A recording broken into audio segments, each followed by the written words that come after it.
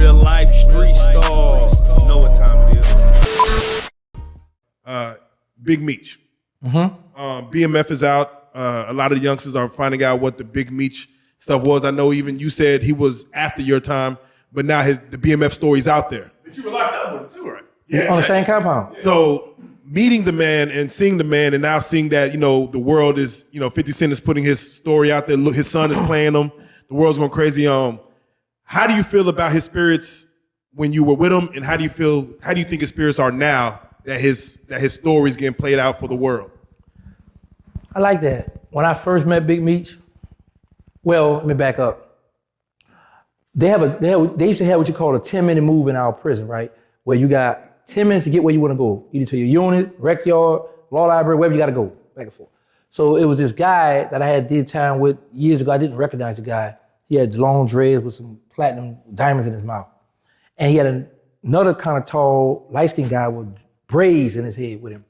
So as I'm walking, I used to walk fast because everybody's like, oh, they go the second fastest man on the compound. That's how fast I used to walk because I got to get where I got to go, you know what I'm saying? Second fast. Right, they used to call me the second fast. So the guy was like, hey, yo, gangster, what's up? So I was like, as I'm walking fast, like, what's up, who you? Oh, I remember such, we was in such. I said, I don't know, I don't remember you, bro. And I kept going.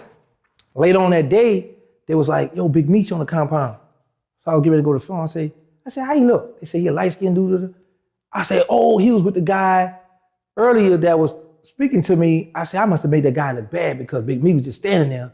And at this time, Big Meech, I'm hearing about BMF when I was in the penitentiary. He a legend, you know what I'm saying? So for him to be standing there being quiet and the other guy trying to talk to me as I kept going, this must have been him because I'm pretty sure he must have told, because later I put it together, I said, he must have told Big Meech he know me. I said, well, I'm gonna clean it up. So for dinner time, they used to let us just hang out on the compound.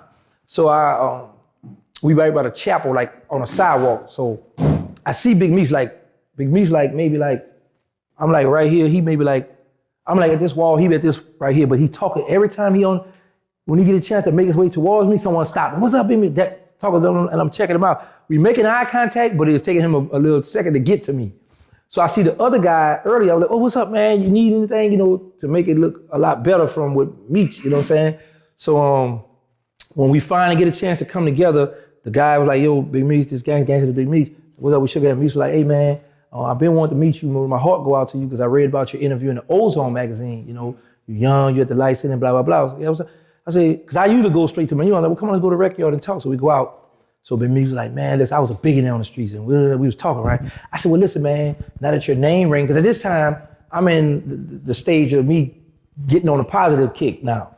So Big Meech, I never forget that it was his exact word, man. I say, hey, man, I see how these guys gravitate to you on this compound, your name ringing BMF. I say, bro, you're going to start doing interviews, do something positive. He said, man, look, if I do an interview, I'm going to tell them how to sell drugs and get away with it. I said, listen. I said, bro, right now you a little bitter because the people gave you that time. I said, but you're going to change the attitude later on, right? So he was cool with this old head named Lloyd from New York. So me and Lloyd was cool. We was in the law library a lot. I said, hey, man. You doing this blog or whatever thing for Big Meech. Why don't you start doing some positive stuff? Because people going to want to talk, hear from Big Meech and stuff.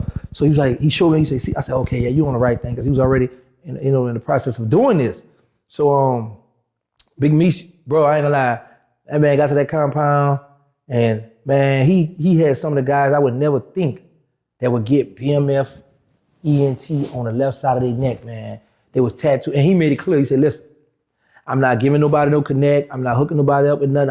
I'm not doing nothing when y'all go home. So in other words, people try to get with him just for, the games, for me to let it be known, look, I ain't got nothing, nobody. I'm in jail doing my bid. That's what it is, you know what I'm saying? So, man, bro, I literally remember 25 guys at the lunch will go to that rec yard with Big Meech. They go take over the weight pile. They're going to work out. They're going to hit the weights, do their little workout. And then after that, Big Meech whoever got the wine, he going to bottle the wine up. Whoever cooking food, he going to bottle the food up. And he going to sit in the cell or hang out and just talk war stories. Just talk about on the streets, man. He was a very good, humble dude, man. Very humble dude, bro. I got to ask, if 50 Cent approached you and was like, we want to do the original Hot Boys series like we did BMF, who would you want to play you? Like, what actor? Honestly, bro, I don't know. I just 50 Cent pull up on me, just give me the check, and you. We gonna We gonna work it out. Whoever you want to play with, y'all work that nigga, part out. right. Get the money, you know what I'm saying? I trust you. Yeah, I wouldn't get. That would be a hell of a series, I think. And you know what's crazy, man? Queen France and I have been trying to reach out to 50 since when I first come on. We did a little, she showed me how to do something. She recorded me, sent it to him. I went on his Instagram and I guess I left him a message. I know you get a lot of messages. I left him a message because I was like, he did a documentary for Magnolia Slim down my way. So I was like, okay, I'm working on a documentary. I need to hook up with him and let's do this stuff, you know? Yeah. But it's hard to catch those celebrities when you just you and your business partner, you know? Yeah. So it's been hard for me to contact them people. So I'm just doing it my own. We might have to connect the dots.